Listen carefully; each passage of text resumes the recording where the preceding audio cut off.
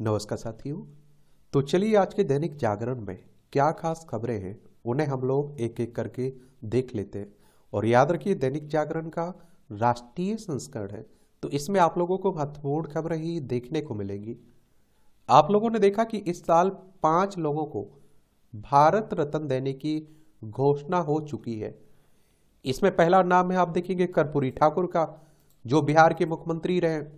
दूसरा नाम आप देखते हैं कि लाल कृष्ण आडवाणी का, जो भारतीय जनता पार्टी के कद्दावर नेता हैं और देश के उप प्रधानमंत्री भी रहे। फिर आप देखते हैं कि चौधरी चरण सिंह, ये भारत के प्रधानमंत्री रहे। पीवी नरसिम्हा राव, ये भी भारत के प्रधानमंत्री रहे। स्वामीनाथन, ये आप देखते हैं कि कृषि वैज्ञानिक थे, तो हरित क्रांति से जुड़े रहे। प्रधानमंत्री नरेंद्र मोदी ने एक्स पर पोस्ट कर साझा की ये जानकारी।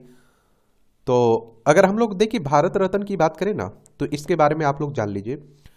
भारत रत्न भारतीय गणराज्य का सर्वोच्च नागरिक पुरस्कार है।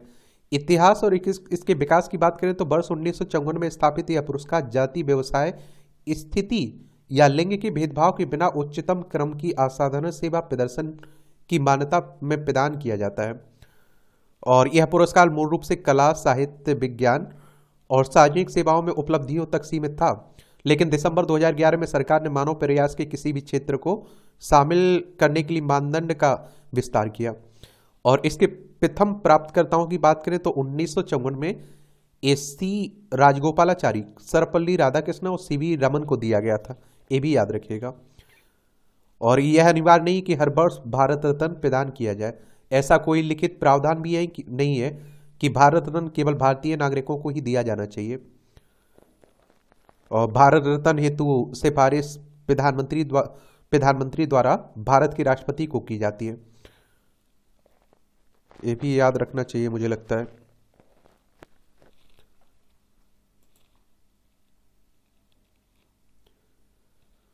कांग्रेस के डीएनए में भ्रष्टाचार, आप देखिए लोकसभा में श्वेत पत्र पर चर्चा के जवाब में बोली वित्त मंत्री साहब। कांग्रेस काल में रक्षा मंत्रालयों से भी हो रहा था समझौता। अर्थव्यवस्था की बदहाली का जिम्मेदार था कमजोर नेतृत्व। साम्प्रत काल में सोनिया गांधी थी सुपर प्राइम मिनिस्टर, आप देखते हैं।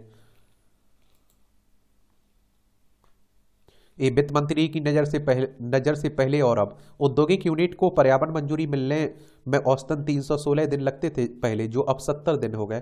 पहले भारत 5 कमजोर अर्थव्यवस्थाओं में था शामिल, अब 5वीं सबसे बड़ी अर्थव्यवस्था है। 2013-14 की तुलना में रक्षा बजट दोगुने से अधिक होकर 6.22 लाख करोड़ रुपए हो गया है। और साम्प्रत काल में ईडी ने 102 मामले दर्ज किए थे, जबकि राजग काल में आप देखिए 1200 मामले हो चुके हैं। इन्फोर्समेंट डायरेक्टरेट की बात हो रही है। और राजग काल में आप देखते हैं कि 24 रेड कॉर्नर नोटिस जारी हुए हैं। भगोड़े आर्थिक अपराधियों से 906.74 करोड़ वसूले गए हैं। और साम्प्रत काल में कोल घोटाले से 1.86 लाख करोड़ का नुकसान हुआ था। अब कोयला उत्पादन 2014 के 567 मैट्रिक टन से बढ़कर 900 मैट्रिक टन हो गया है। और ये भी बोली सीतारमन साहब, आधार से सत्यापन पर आधारित डीबीटी ट्रांसफर से 2.7 लाख करोड़ की सरकारी धन की बचत हुई है। श्वेत पत्र इसलिए लाए ताकि युवा जान सकें कि पीएम मोदी ने भारत का गौरवशाली अतीत बहाल करने के लिए क्या किया। 2008 का वैश्विक आर्थिक संकट और कोविड संकट दिखाता है कि सरकार की मंशा अच्छी है तो परिणाम अच्छे ही होंगे। और साम्प्रत सरकार ने कोयले से राख बनाई, लेकिन मोदी सरकार की नीतियों ने कोयले को हीरो में बदल दिया है। मोदी सरकार में सार्वजनिक क्षेत्र के बैंकों पर का एनपीए 3.2% घटा और उनका लाभ बढ़कर 1.08 लाख करोड़ हो गया है।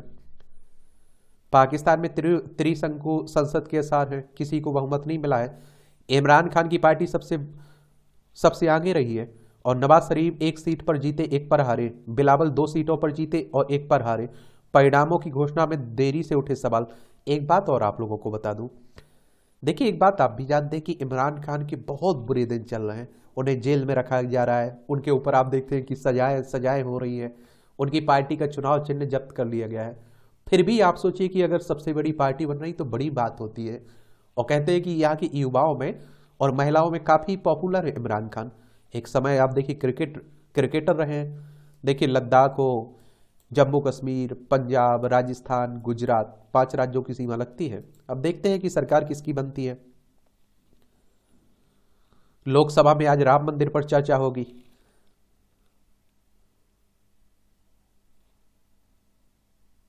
ये मलेशिया में शरई आधारित 1 दर्जन कानून अमल हुए हैं। ये आप देखिए, मलेशिया की शीर्ष अदालत ने शुक्रवार को 1 दर्जन से अधिक शरई का आधारित कानूनों को खारिज कर दिया है। कोर्ट ने कहा कि शरई कानून से संघीय अधिकार का अतिक्रमण किया है। कोर्ट के फैसले की इस्लामवादियों ने निंदा की हुई है। और मलेशिया की राजधानी क्या है? कुआलालंपुर। ठीक है। अब आप देखिए, हल्द्वानी के बाद बरेली में भी तोड़फोड़ पथराव। ये आप देखिए, हल्द्वानी में जो मस्जिद और मदरसा गिराया गया ना, उससे बुलडोजर से, तो उसी को लेकर विवाद हो रहा है। आप सबको सजा देनी है कहकर पीएम ने सांसदों को कराया लंच। अच्छी बात है, इस तरह की व्यवस्था हो, परंपरा रहे। ये आप देखेंगे, राष्ट्रीय राजधानी से जुड़ी हुई खबरें हैं।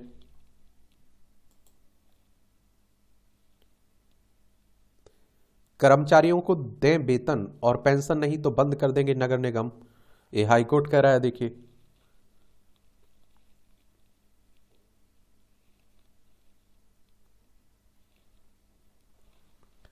ऋण सुविधाओं के हर मामले में एलओसी का सहारा नहीं लिया जा सकता है। बैंक ऋण ना चुका पाने के मामले में दिल्ली हाईकोर्ट ने महिला के खिलाफ जारी लुक आउट सर्कुलर को किया रद्द। बैंक ऑफ बड़ौदा के कहने पर शालिनी खन्ना के खिलाफ आव्रजन ब्यूरो की ओर से जारी हुआ था ये सर्कुलर। इसमें भी आप देखें, राजनीति की बातें चल रही हैं। भाजपा ने फिर पलटे कांग्रेसी घोटाले के काले पन्ने। अब आप देखिए, एक दूसरे पर आरोप लगता रहता है। इस संसद में आप देखते हैं, देश में 834 लोगों की आबादी पर एक चिकित्सक है, हमारे स्वास्थ्य मंत्री कह रहे हैं। इस संसद में ये आंकड़े दे रहे हैं। ट्रांसजेंडरों को भी आयुष्मान जन आरोग्य योजना से लाभ देने की बात हो रही है। भविष्य के लिए किया एकीकृत रोग निगरानी कार्यक्रम मजबूत। सेप्टिसीमिया के कारण हुई अफ्रीका से भारत लाए गए 4 चीतों की मौत। ये आप देखिए, कुनू नेशनल पार्क में लाए गए ना मध्य प्रदेश में, तो उनकी जो मौत हुई उसी की बात हो रही है।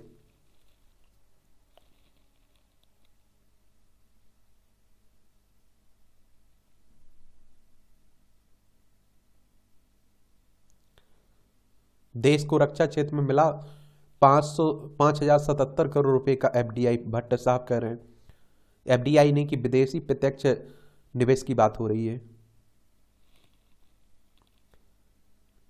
ऐसी समुदाय के साथ नहीं होने देंगे भेदभाव। एक केंद्र ने दिया भरोसा। सचिवों की समिति ने मदिगा और कुछ अन्य वर्गों की शिकायतें सुनी। पीएम के निर्देशना कैबिनेट सचिव की अध्यक्षता में बनी समिति है। ये अनुसूचित जाति के सभी समुदायों के हितों के संरक्षण और उन्हें समान अवसर उपलब्ध कराने के लिए केंद्र सरकार ने अपने प्रयास तेज कर दिए और इस संदर्भ में उन सभी समुदायों से संवाद किया है जिनकी शिकायत रही कि उन्हें अनुसूचित जाति के लिए की गई व्यवस्थाओं का पूरा लाभ नहीं मिल पा रहा है। अच्छी बात है। ड्यूटी पर जान गंवाने वाले अग्निवीरों के परिजनों को मिले नियमित सुविधाएं। ये संसदीय समिति ने ड्यूटी के दौरान जान गंवाने वाले अग्निवीरों के परिजनों की सामान्य सेना के जवानों के आश्रितों को मिलने वाले लाभ दिए जाने की सिफारिश की है। ये आप देखिए, जून 2022 में सरकार ने सेना में अल्पकालिक भर्ती के लिए अग्निपथ योजना शुरू की थी ना।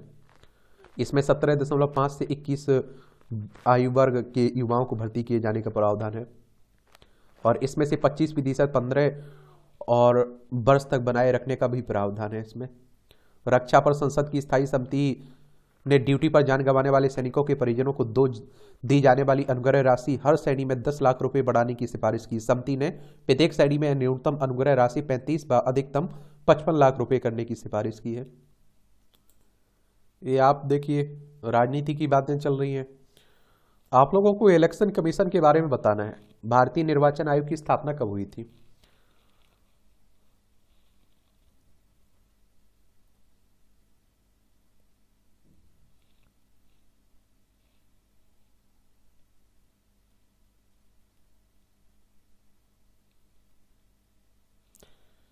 ये महिला मतदाता बनेंगी भाग्य विधाता। लोकसभा चुनाव में अब की बार 97 करोड़ वोट पड़ने को तैयार हैं, सोचिए। और 2019 के मुकाबले 6% से अधिक मतदाता बढ़े। 2.63 करोड़ नए युवा वोटरों वोटरों में भी महिलाएं अधिक है, 15% अधिक है महिला मतदाताओं की संख्या पुरुषों की तुलना में देश भर में। और 18 से 29 तक के नए युवा मतदाताओं में 1.41 करोड़ महिला और 1.42 करोड़ पुरुष मतदाता हैं। महिला सूची के लिंगानुपात में भी आया बड़ा बदलाव।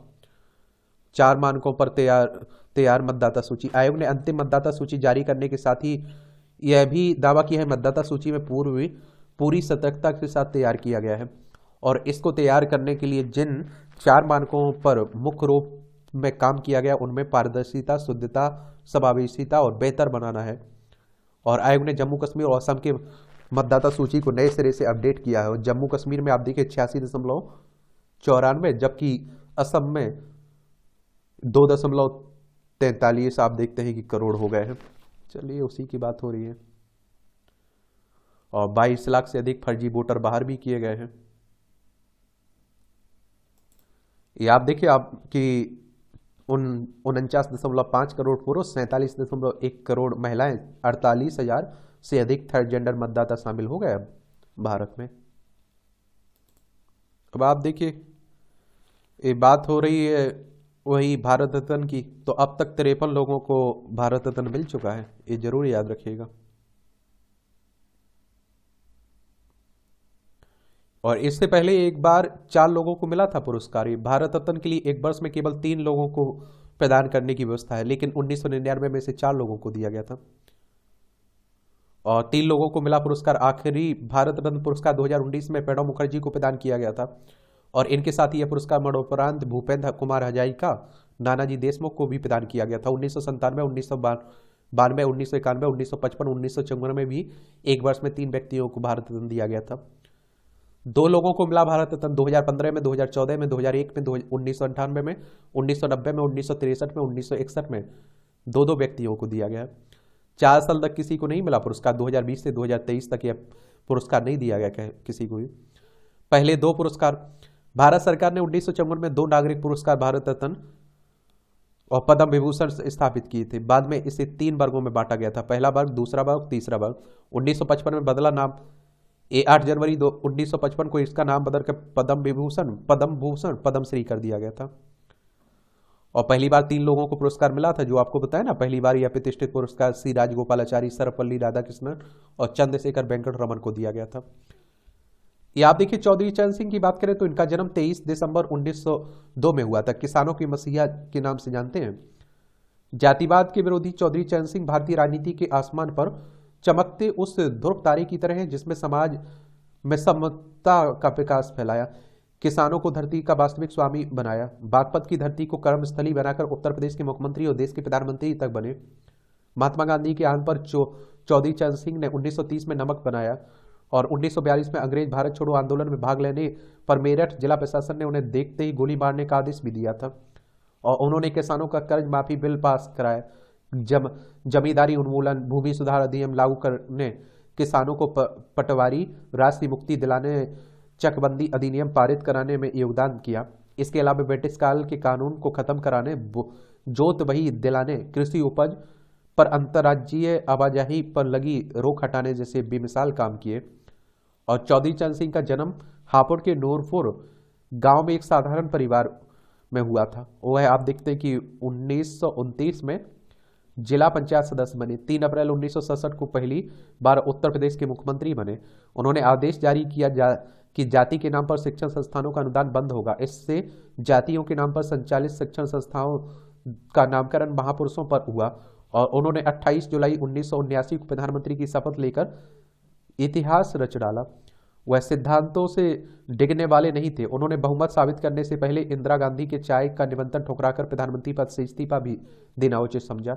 चरण सिंह ने पार्टी चलाने के लिए चुनाव किसी पूंजीपति से चंदा नहीं लिया और 29 मई 1987 को नई दिल्ली में उनकी डेथ हो गई थी। अब देखिए हरित क्रांति के जनक MS स्वामीनाथन की बात करें तो इनका जन्म 7 अगस्त 1925 में हुआ था। अपने मित्रों व सहकर्मियों में MS के नाम से प्रसिद्ध MS स्वामीनाथन ने देश को खाद्यान्न अधिशेष बनाने और अमेरिकी गेहूं आयात पर निर्भरता समाप्त करने में शानदार योगदान दिया है। उन्होंने अपना पूरे जीवन कृषि और किसानों की आय में सुधार के लिए समर्पित किया है। भारत की हरित क्रांति के जनक और प्रसिद्ध कृषि विज्ञानी व टिकाऊ कृषि के एक उत्साही समर्थक थे। स्वामीनाथन ने वैश्विक खाद्य प्रणालियों की स्थिरता के साथ साथ सभी के लिए भोजन और पोषण सुरक्षा सुनिश्चित करने की सदाबहार क्रांति की वकालत की। और जब किसान पुरानी कृषि तकनीकों पर निर्भर थे तो उन्होंने कृषि क्षेत्र की दिशा बदलने में महत्वपूर्ण भूमिका निभाई। और एम.एस. स्वामीनाथन का जन्म तमिलनाडु के कुंभकोणम में हुआ था और पादप आनुवंशिकी की विद के रूप में स्वामीनाथन के शोध ने खाद्य असुरक्षा के मुद्दे का हल निकाला।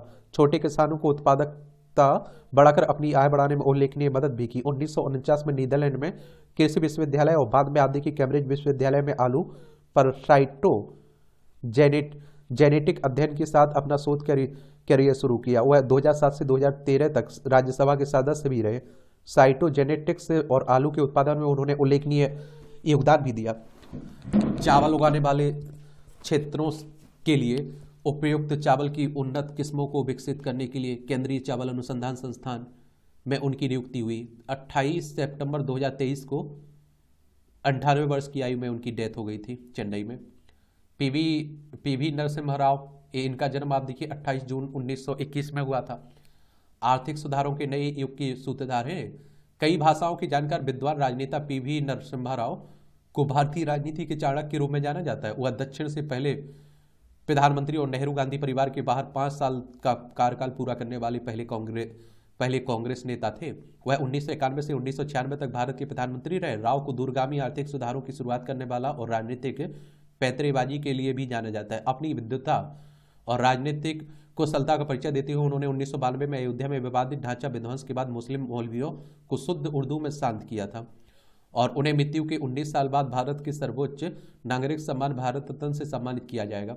पीवी नरसिम्हा राव का जन्म आंध्र प्रदेश के करीमनगर जिले के वंगारा गांव में हुआ था। उन्होंने 1938 में कॉलेज में वंदे मातरम गाने पर निजाम सरकार के प्रतिबंध का विरोध कर राजनीति में दखल दी। 1971 से 1973 तक आंध्र प्रदेश के मुख्यमंत्री रहे। इसके अलावा उन्होंने केंद्र में गृह, विदेश, रक्षा जैसे महत्वपूर्ण मंत्रालयों को भी संभाला। वह 20 जून 1991 से 16 मई 1996 तक भारत के 9वें प्रधानमंत्री रहे। कुछ मतभेदों से पहले उनकी गिनती गांधी नेहरू परिवार के वफादारों में की जाती थी। 23 दिसंबर 2004 को नई दिल्ली में 83 वर्ष की आयु में उनकी डेथ हो गई थी।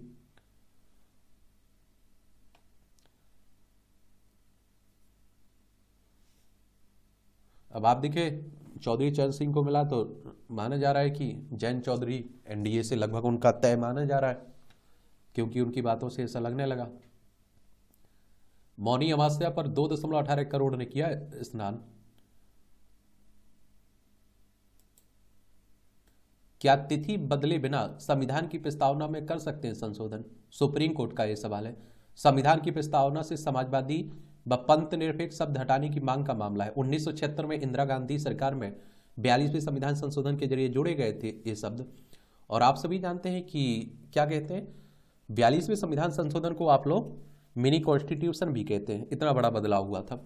1976 में इंदिरा गांधी की सरकार 42वें संविधान संशोधन कानून लाई थी और जिसके जरिए संविधान की प्रस्तावना में संशोधन कर संपूर्ण प्रभुत्व संपन्न लोकतंत्रात्मक राज्य में संशोधन करके 2 शब्द समाजवादी पंथ निरपेक्ष जोड़ दिए गए थे और संशोधित प्रस्तावना हो गई थी प्रभुत्व संपन्न समाजवादी पंथ निरपेक्ष लोकतंत्रात्मक गणराज्य। स्वामी की याचिका पर कहा गया है कि प्रस्तावना में बदलाव नहीं किया जा सकता है।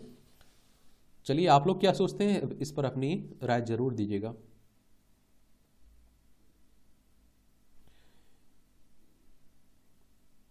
सुब्रमण्यम स्वामी ने कहा कि इस मामले में यह विचारणीय प्रश्न है। जस्टिस दत्ता ने कहा है कि शायद यही एक ऐसी प्रस्तावना है जिसमें हम तिथि के साथ देखा है। यह कहती कि हम इस संविधान को अमुक तिथि को अंगीकार करते हैं और तब उसमें दोनों शब्द समाजवादी और पंथ निरपेक्ष शामिल नहीं थे। वकील विष्णु शंकर जैन ने कहा कि भारत के संविधान की प्रस्तावना एक निश्चित तिथि की थी और इसलिए इसमें चर्चा के बगैर कोई संशोधन नहीं किया जा सकता है। सुब्रमण्यम स्वामी ने कहा कि 42वें संविधान संशोधन कानून आपातकाल में आया था। तभी पीठ की अगुवाई कर रहे जस्टिस खन्ना कहा कि इस मामले में जुड़ी फाइल न्यायाधीशों को सुबह मिली और समय की कमी के कारण वे उसे ठीक से नहीं देख पाए। कोर्ट ने कहा कि मामले पर विस्तार से विचार की जरूरत है। दोनों याचिकाओं को 29 अप्रैल को सुनवाई पर लगाने का आदेश दिया है। देखिए यहाँ भी चल रहा है। CSR IR की ऑनलाइन भर्ती परीक्षा में नकल कराने के 4 आरोपित गिरफ्तार हुए हैं। एक council of scientific industrial research की बात हो रही है। अब आप देखिए क्या होगा ना, अब जो नया कानून आ रहा है, अभी विधेयक है, जैसे ही राज्यसभा लोकसभा से पारित होने के बाद राष्ट्रपति की सहमति मिलेगी, वो कानून बन जाएगा, तो इस तरह के नकलचियों पर कसा जाएगा शिकंजा। लेकिन देखते हैं कितना फर्क पड़ता है।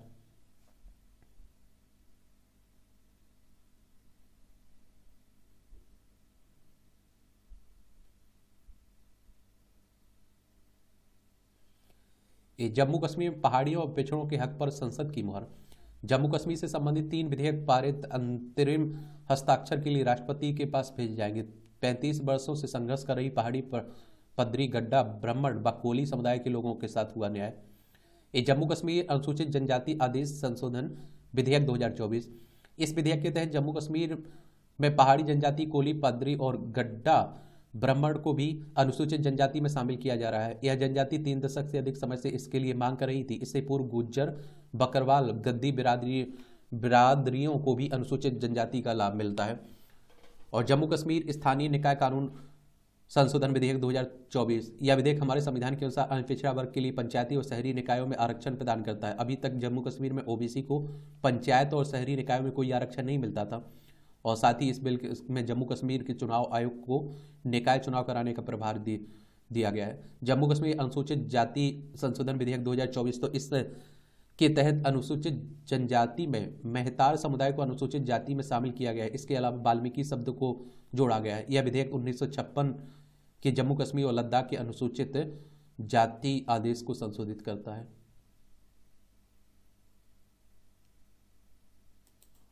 अगर जज प्रशिक्षण ले सकते हैं तो वकील क्यों नहीं ले सकते, सुप्रीम कोर्ट कह रहा है। शीर्ष अदालत ने पूछा कि अधिवक्ताओं के लिए क्यों नहीं अकादमी, बिना प्रशिक्षण के प्रैक्टिस की अनुमति नहीं होनी चाहिए। और देखिए एक बात और आप लोगों को बताओ कि सुप्रीम कोर्ट हमारी सर्वोच्च अदालत है। संविधान के अनुच्छेद 124 के तहत इसकी स्थापना की बात की गई है और 28 जनवरी 1950 में इसकी स्थापना हुई थी। मनरेगा धन आवंटन की याचिका पर सुनवाई से अलग हुए न्यायाधीश। और मनरेगा की बात करें तो आप लोग देखते हैं ना, इसके तहत आपको रोजगार देने की बात होती है। Mahatma Gandhi national rural employment की बात कर रहा हूं मैं। दिल्ली NCR और बेंगलोर के 2 metro corridor project fast track होंगे। मल्टी मॉडल इंटीग्रेशन समेत बस और रेल स्टेशनों से भी जोड़ा जाएगा। DMRC के तहत रिठाला, वाना, नरेला, कुंडली पर भी काम तेज हो रहा है।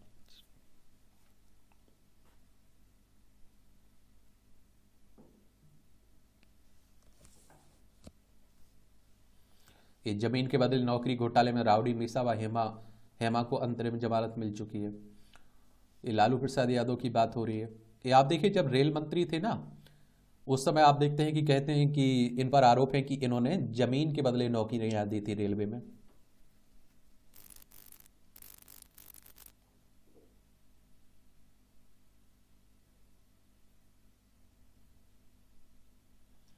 तो राष्ट्रपति ने की किसानों को गरीबी से निकालने के लिए कदम उठाने की अपील। किसानों की उपज का सही मूल्य सुनिश्चित करने पर भी दिया जोर। कहा सरकार उनकी आय बढ़ाने के लिए तेजी से कर रही है प्रयास। आदिवासी संस्कृति से परिचय के साथ प्रकृति से भेंट का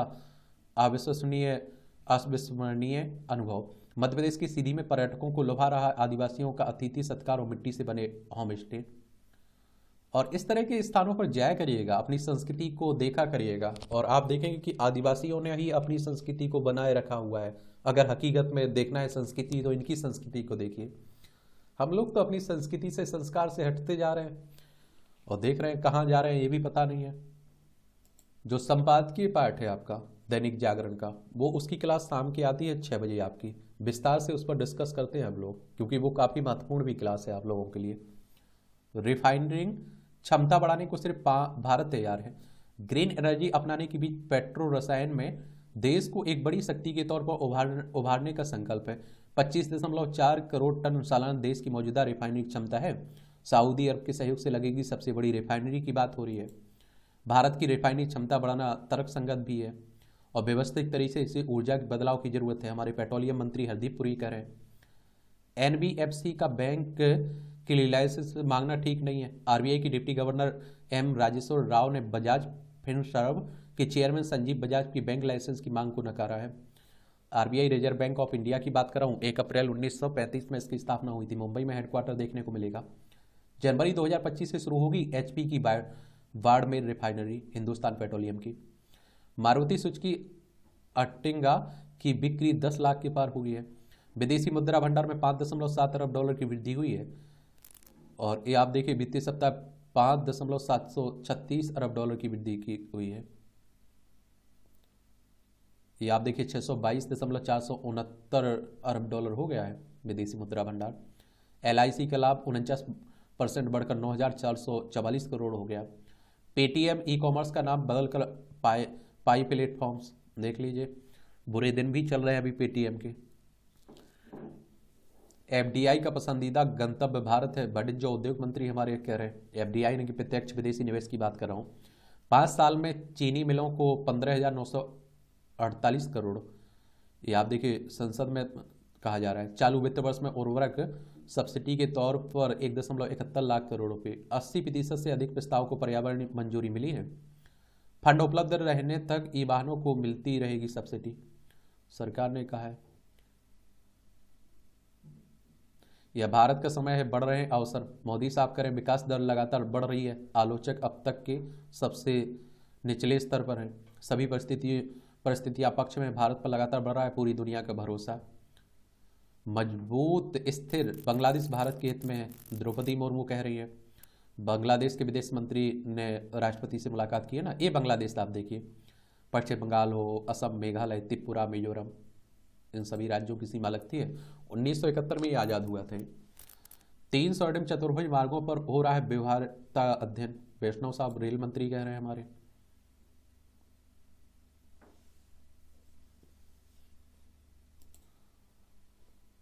नेतन्याहू ने सेना से रफाह से लोगों को हटाने को कहा है। ये आप देख रहे हैं इजराइल और हमास के बीच चल ही रहा है। अब पाकिस्तान में देखते हैं किसकी सरकार बनती है।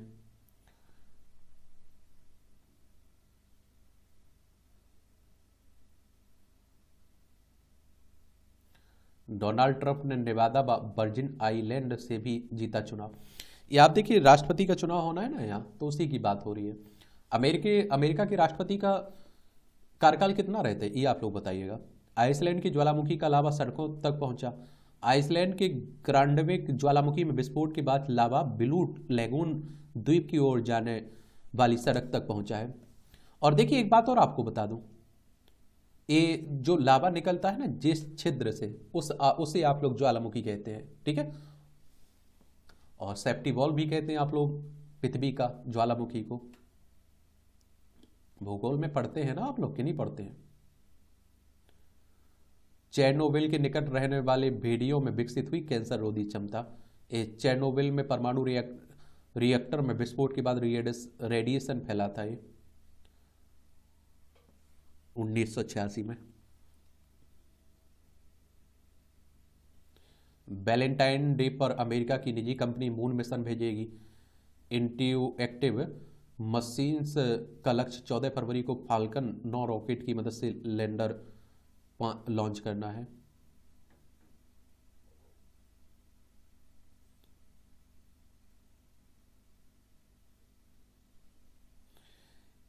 इंट्यूएक्टिव मशीन्स के अध्यक्ष और सीईओ स्टीव अल्टेमस ने कहा है कि हम चंद्रमा पर अपने IM-1 मिशन को भेजने की तैयारी कर रहे हैं। यह हमारी टीम की सभी लोगों के समर्पण और कड़ी मेहनत का दर्शाता है। सफल होने के मिशन लगभग 50 वर्षों के बाद अमेरिका को चंद्र क्षेत्र में वापस लाएगा। दिसंबर 1972 में आप देखते हैं कि अपोलो 17 के बाद से अमेरिका ने चंद्रमा पर मिशन भेजने का प्रयास नहीं किया है। एक खेल का क्षेत्र है, देख लीजिए। रविंद्र जडेजा और पिता के बीच कलह, और आप देखते हैं इनके पिता बहुत बुरी तरह से इन्हें आप देखते हैं टारगेट किया कि हमने गलती की इन्हें क्रिकेटर बनाकर और हमारा कोई रिश्ता नहीं है। तो मुझे लगता है कि इस तरह की अगर हस्तियों के सामने आती है ना इस तरह की बातें, तो ये नकारात्मक प्रभाव पड़ता है लोगों पर, क्योंकि लोग बहुत सारे लोग इन्हें मानते भी है। समझ रहे हैं आप लोग। अभी हाल ही में आप देखे होंगे कि रविंद्र जडेजा क्रिकेटर है, इनकी पत्नी और इनकी बहन एक ही सीट पर चुनाव लड़ रही थी। हमारी राजनीति देखिए कितनी घटिया हो गई है, और कहते हैं कि रिश्तों में राजनीति नहीं होनी चाहिए। समझ रहे हैं। नेतृत्वकर्ता के लिए काम से सम्मान पाना अहम है, धोनी कह रहे हैं।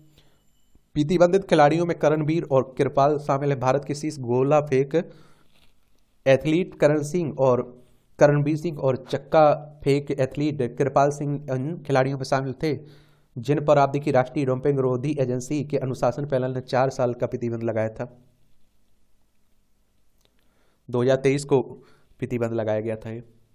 स्नेहा ने ट्रॉफी जीती। स्नेहा सिंह आखिरी 3 हॉल में 2 बोगी करने के बावजूद महिला प्रो गोल्फ टूर के चौथे चरण में जीतने में सफल रही हैं। मार्च में होंगे कुश्ती ट्रायल। भुई और शशिकांत ने संभाली आंध्र की बारी रणजी ट्रॉफी में।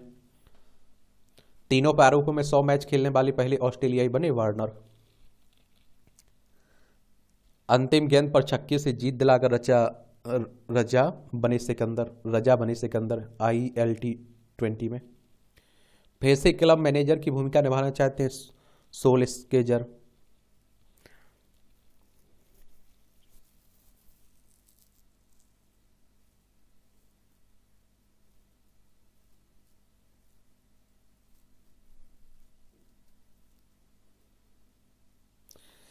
उप मुख्यमंत्री का पद खत्म करने के लिए सुप्रीम कोर्ट में याचिका। एक बात और आपको बता दूं, देखिए संविधान के अनुच्छेद 164 में केवल मुख्यमंत्री की नियुक्ति का प्रावधान है। उप मुख्यमंत्री का पद, उप प्रधानमंत्री का पद संवैधानिक पद नहीं है, याद रखिए। वो तो क्या रहता है कि एक पार्टी में मान लीजिए 2 नेता हैं, या आप सोचिए कि कोई गठबंधन हो रहा है तो एक पार्टी का नेता मुख्यमंत्री बन जाता है, दूसरी का उप मुख्यमंत्री बन जाता है, ये रहता है बस।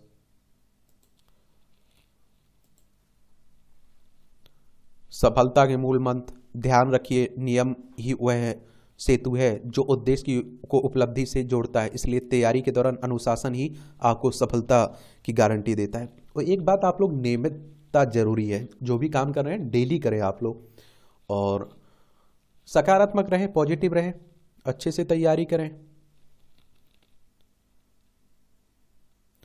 जमीन सौदे में बाड्रा व कुछ बिल्डरों की बढ़ेंगी मुश्किलें। हरियाणा पुलिस ने पहले से दर्ज FIR में धारा 423 जोड़ी।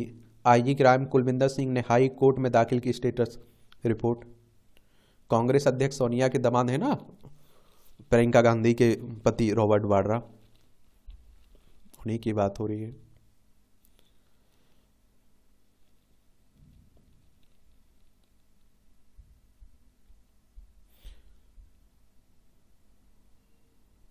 यह गुरुग्राम के खेड़की दौला थाने में 1 सितंबर 2018 को दर्ज FIR में नंबर 288 में रॉबर्ट वाड्रा, भूपेंद्र सिंह हुड्डा समेत कई बिल्डरों को आरोपित बनाया गया था।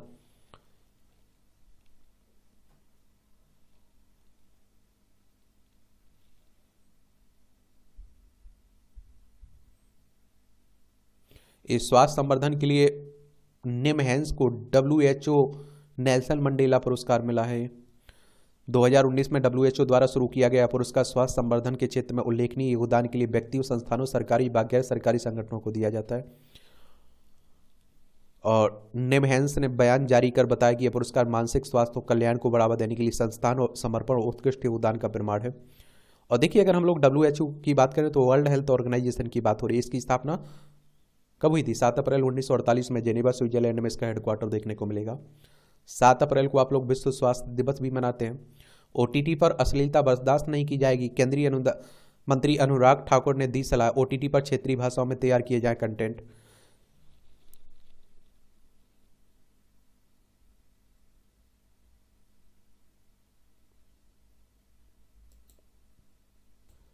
यहां भी आपको जनरल नॉलेज की जानकारी मिल जाती, परीक्षा के पॉइंट ऑफ व्यू से भी पॉइंट मिल जाते हैं। स्मारक के तौर पर ड्यूक ऑफ कर्नाट ने रखी इंडिया गेट की नींव। 1921 में आज ही दिल्ली में Duke of Karnat Prince Arthur ने इंडिया गेट की आधारशिला रखी थी। इसी आर्किटेक्ट एडविन लुटियंस ने तैयार किया था। 12 फरवरी 1931 को यह बनकर तैयार हुआ था। इसे प्रथम विश्व युद्ध में जान गंवाने वाले ब्रिटिश भारत के सैनिकों को समर्पित किया गया। भारत के पहले लोकसभा चुनाव के नतीजे घोषित किए गए। 1952 में आज ही भारत के पहले लोकसभा चुनाव के नतीजे आए। इसमें भारतीय राष्ट्रीय कांग्रेस को 489 सीटों में से 364 सीटें पर चुनाव जीता था। और 25 अक्टूबर 1951 से देश में पहले आम चुनाव की प्रक्रिया शुरू हुई थी। कुल मतदाताओं की संख्या 17.3 करोड़ थी उस समय। देश में रिमोट सेंसिंग की शुरुआत का श्रेय पिसारोती को जाता है। मौसम विज्ञानी PR पिसारोती का जन्म 1909 में आज ही के दिन केरल में हुआ था। 1932 में प्रोफेसर के रूप में करियर की शुरुआत की। वर्ष 1942 में भारत मौसम विज्ञान विभाग से जुड़ गए और पिसारोती ने उस रिसर्च की अगुवाई की थी जिससे पता चला कि सक्रिय मानसून की नमी का एक हिस्सा अरब सागर से आता है। उन्होंने नारियल के पेड़ों में होने वाले बिल्ट रूट बीमारी का पता लगाया था। यह भारत में रिमोट सेंसिंग की पहली कामयाबी मानी जाती है और 24 सितंबर 2002 को उनकी डेथ हो गई थी। साजिश विफल बनाएगी anti drone sound system. IIT Jammu का हार्डवेयर सेटअप सीमा पर सुरक्षा गेट को बनाएगा पुख्ता। पेटेंट कराने की प्रक्रिया जारी, सेना को भी भेजा गया यह प्रोजेक्ट। जम्मू की एयरफोर्स स्टेशन पर 2021 में ड्रोन हमले के बाद विकसित किया गया उपकरण। कानपुर के रहने वाले हार्डवेयर सेटअप विकसित करने वाले doctor Karan Nathwani. Anti drone sound system की विशेषताओं की बात करें तो सिस्टम आवाज़ तकनीक पर आधारित है। आवाज़ पहचानने के लिए हार्डवेयर सेटअप माइक्रोफोन लगा हुआ है। यह सिस्टम ड्रोन की आवाज़, मल्टीपल ड्रोन एयरक्राफ्ट व पक्षी की आवाज़ पहचानने में सक्षम है और इसकी रेंज 300 मीटर है। इस दायरे में कोई भी ड्रोन आएगा तो यह सिस्टम बता देगा। सिस्टम में कैमरा भी लग सकता है और इससे इसका दायरा 1 किलोमीटर तक बढ़ सकता है। इसमें लगा कैमरा ड्रोन को पहचान लेगा और इस हार्डवेयर सेटअप को जमीन, इमारत या बंकर में किसी भी जगह लगाया जा सकता है। आमतौर पर घने कोहरे के कारण ड्रोन का पता नहीं लगता, लेकिन इस हार्डवेयर सेटअप से धुंध में भी ड्रोन का पता लग जाएगा और इस सिस्टम में लगा LED जलेगा तो यह बताएगा कि किसकी आवाज़ है। ड्रोन की आवाज़ है किसी पक्षी या किसी और चीज़ की। इसकी कीमत भी कम है, करीब 40,000 रुपये का खर्च आएगा इसमें। गूगल का जेमिनी ऐप डिजिटल बैन से जुड़ना बनाएगा आसान। वीना ओपेरा बाल में पारंपरिक सामूहिक नृत्य। यूरोपीय देश ऑस्ट्रिया की राजधानी वेना के स्टेट ओपेरा में पारंपरिक और ओपेरा बाल कार्यक्रम के दौरान सामूहिक रूप से प्रस्तुति देते आर्टिस्ट। इस कार्यक्रम में 300 से अधिक नृत्य जोड़ों ने संगीतमय प्रस्तुति दी और इसमें हॉलीवुड की नामचीन हस्तियों के अलावा जापान समेत 7 देशों के 5,000 चुनिंदा लोग शामिल हुए। ओपेरा बाल की शुरुआत 1814 में हुई थी। यह कार्यक्रम यूनेस्को की विश्व सांस्कृतिक विरासत सूची में भी शामिल है। अब यहाँ यूनेस्को की बात हो गई है और मैं आप लोगों से कहता रहता हूँ कि इस तरह के जो भी संगठन हैं उनके बारे में एक सामान्य जानकारी जरूर रखा करिएगा, क्योंकि इनसे हर साल क्वेश्चंस पूछे जाते हैं। The United Nations Educational, Scientific and Cultural Organisation की बात कर रहा हूँ, पेरिस फ्रांस में इसका हेडक्वार्टर देखने को मिलेगा। 16 नवंबर 1945 में इसकी स्थापना हुई थी। इंस्टाग्राम पर जल्द ही AI की मदद से लिखा जा सकेगा मैसेज। रिसर्चर एलेसेंड्रो पलूजी ने एक स्क्रीनशॉट साझा कर दी जानकारी। कंपनी के अनुसार अभी सिर्फ अमेरिका में कर रहे हैं शुरुआतें। 60 वर्ष के बाद तेजी से कम होने लगती है सोचने समझने की क्षमता, ये अनुसंधान कह रहा है। मछलियों के रहस्यमयी शोर से उड़ी लोगों की नींद। वॉशिंगटन में इस स्वस्थ उत्सव पर पवित्र स्नान। नेपाल की राजधानी काठमांडू में स्वस्थी उत्सव पर पशुपतिनाथ मंदिर में बागमती नदी में पवित्र स्नान से पहले प्रार्थना करती महिला श्रद्धालु और श्री स्वस्थी व्रत ब्रह्मा, विष्णु और शिव से श्रेष्ठ देवी की एक माह की उपासना और प्रार्थना का पावन पवित्र उत्सव है। दिन में 2 बार पूजा की जाती है और दिन में 1 बार पवित्र पुस्तक देवी स्वास्थानी कथा का कम से कम एक अध्याय पढ़ा जाता है। इसे पहली बार 1573 में नेवारी में जयंत देव ने लिखा था। चलिए, ये आप देखिए मूवियों से जुड़ी ही खबरें हैं। पढ़ना हो तो पढ़ सकते हैं आप लोग, छोड़ना हो तो छोड़ सकते हैं। और इस तरह से आप देखेंगे कि आज के न्यूज़पेपर की कहानी खत्म होती है। आप लोग पढ़ते रहिए, एंजॉय करते रहिए। आपका कोई सवाल हो मेरे लिए, सुझाव, तो आप लोग जरूर बता सकते हैं। ईमानदारी से तैयारी करिए, अपना 100% दीजिए, कोई कमी मत रहने दीजिएगा। ठीक है, धन्यवाद।